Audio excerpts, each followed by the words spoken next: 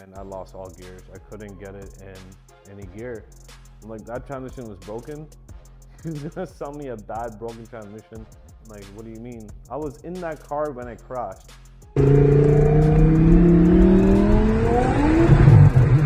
Holy shit!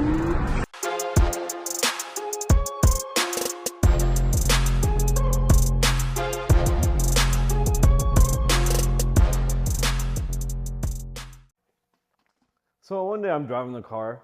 I noticed that I started doing something really weird with the transmission. When I'm driving, I'm trying to shift into third. It would just bang into third, and now I try to shift into fourth, and it's taking a while. It doesn't want to shift into fourth or fifth. I'm like, oh, what is it now? And all of a sudden the lights just started flashing. Basically, it goes into neutral, and I lost all gears. I couldn't get it in any gear. I know when the light flashes, it means that the E gear is not making pressure enough for the actuator to change the gear. So I'm like, oh crap, did my E-gear pump go? I got the car towed back to the shop, ended up buying a pump, put it in, and yeah, I started working again, started driving again, and something was off still.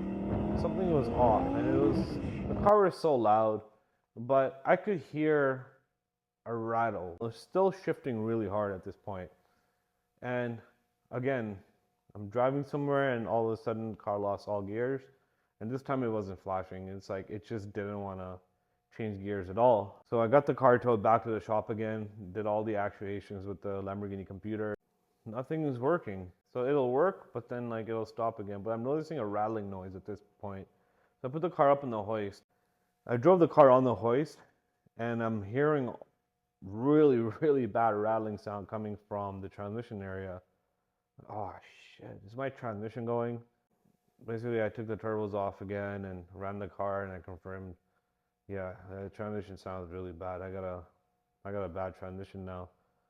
There's a build transmission, and it just let go after all the driving, and I really drove the car, so it's time to put a new transmission in.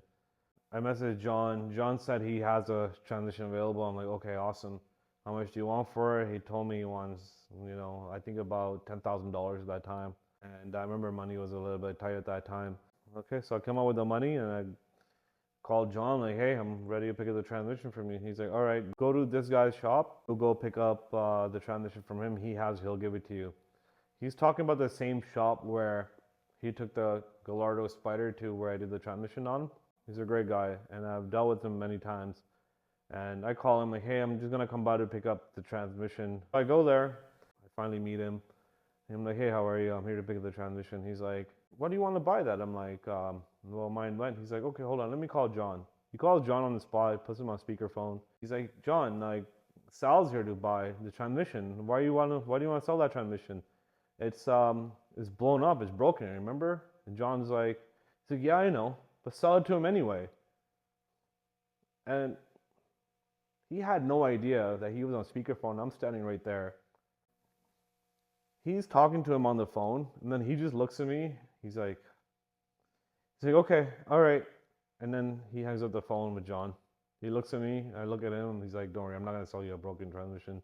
I'm like, that transmission was broken? He's gonna sell me a bad broken transmission for $10,000. You know the amount of work I have to do to take that transmission out? Like, why would you even want to sell me a bad transmission? It's just goes to show. I mean, like, all my feelings were right about him. He ended up actually having another transmission off of a Audi R8. I know they're all-wheel drive, but it'll still work in the rear-wheel drive. The only difference is you just don't have to connect the middle drive shaft. It has that shaft sticking out, but that just stays like that. So, and the funny thing is, he actually sold me that transmission for half the price. I think it was less than half the price. I think it's about $4,500 I gave him. And I took that transmission, and then I was along the way. And I went back to the shop, I put the transmission back in, put the whole car back together, filled up oil, did all the learning actuations, did the procedures, calibrations, and I took it for a drive. And voila, the car was back into how it was supposed to be. Later I found out that John found out that he sold me a transmission. Let's just say I stirred up a hot pot between the two, because he ended up selling me a good transmission and not a broken one. I mean, John and our relationship just completely like shattered. I mean, I'm a paying customer. I give you money to buy stuff.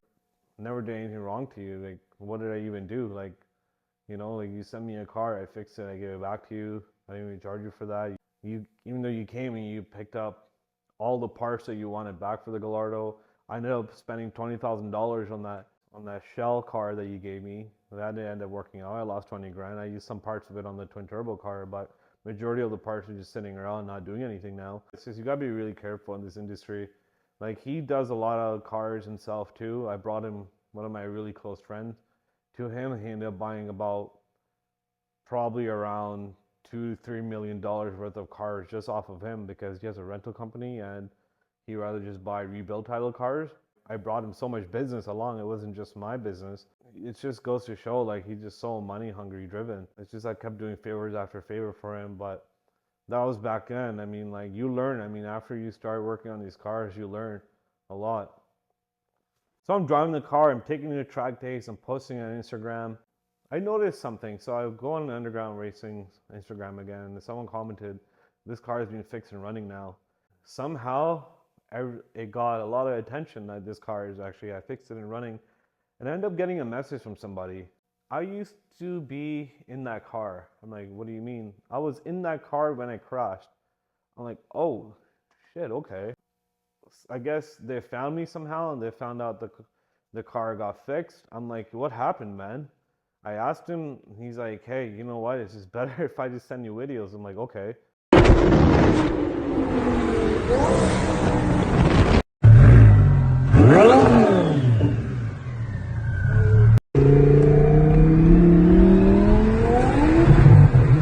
Holy shit! Hey. Brandon!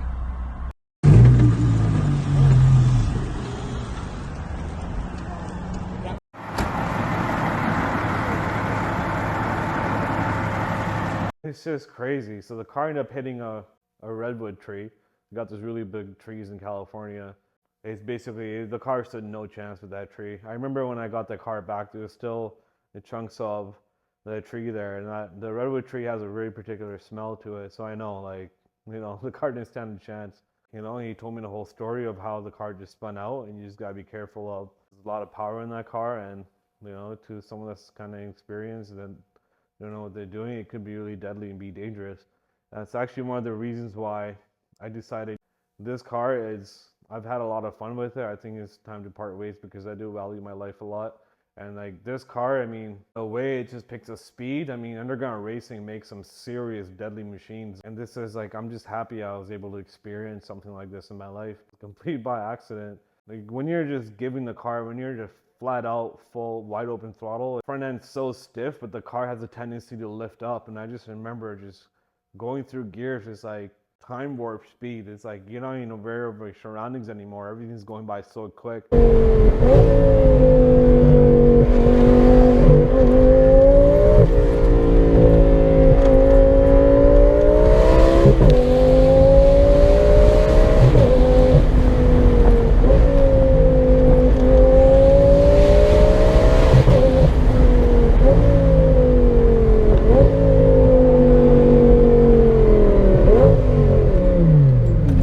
In a normal car, when you're giving it, you look ahead just a little bit. But in this car, when you're giving it, you got to look really far ahead because by that time you're looking there, you're already there. And the car does have boost by gear, so it doesn't put all power down the first gear, second gear. I noticed like every single time it did change gear, the car got faster and faster.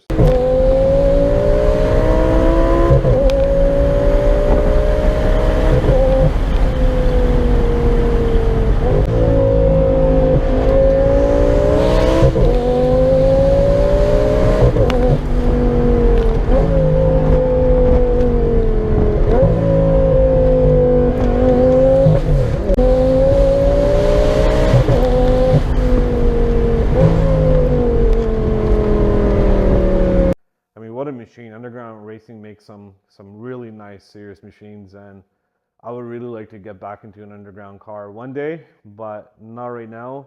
If I do get back into it, it'll probably be a Huracan, but for now, I think I've had my fun with this car a lot, and I've had close calls with it, and I think it's just time to move on. Fast forwarding to the year 2021, all of December.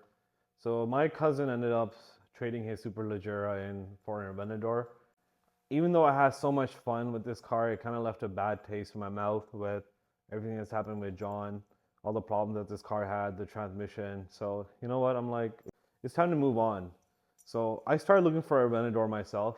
I was just lucky enough just to find the perfect example. I found one just before the prices skyrocketed on these cars. I bought it from Lamborghini Montreal. I had the deal done with another company and they ended up taking my car in. But I never told them it's twin turboed because at this point I'm like, okay, you know what? I'm gonna revert this car back to stock. So I ended up advertising the twin turbo kit with the whole engine with labor and installation included. I found a customer, he came by and we worked something out. I ended up doing the whole swap. I ended up taking the stock engine, even though that engine had a lot more kilometers on it. I remember putting in a new water pump just in case, and new radiators on that car, just in case so it doesn't run hot, and took care of the AC issue as well. And just did the whole swap from one car to the other and just got my car back to completely stock once again.